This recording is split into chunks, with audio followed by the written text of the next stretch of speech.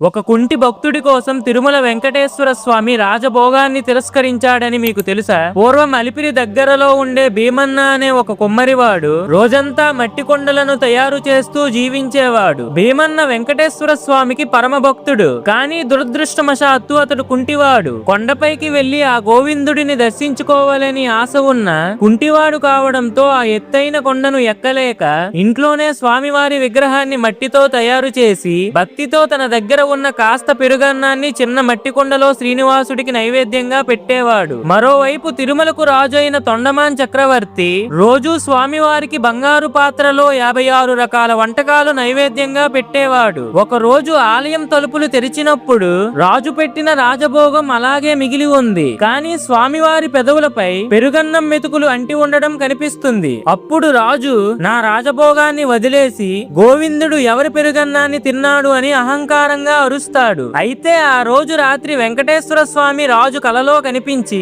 ఓ రాజా, నీ బంగారు పల్లెంలో వంటకాలు కంటే కుంటివాడైన నా భక్తుడు భీమన్న ప్రేమతో పెట్టిన పెరుగన్నం నాకు చాలా నచ్చింది. ఎందుకంటే అతని సమర్పణలో ఆడంబరం లేదు, కేవలం స్వచ్ఛమైన ప్రేమ మాత్రమే ఉంది అని చెప్తాడు. దాంతో రాజు తన తప్పు తెలుసుకొని ఈ రోజు నుండి స్వామివారికి మొదటి నైవేద్యంగా పెరుగన్నం ఒక మట్టి కుండలోనే పెట్టాలి అని ఒక రాజశాసనాన్ని రాస్తాడు. ఫ్రెండ్స్, గోవిందా గోవిందా అని కామెంట్ చేయండి.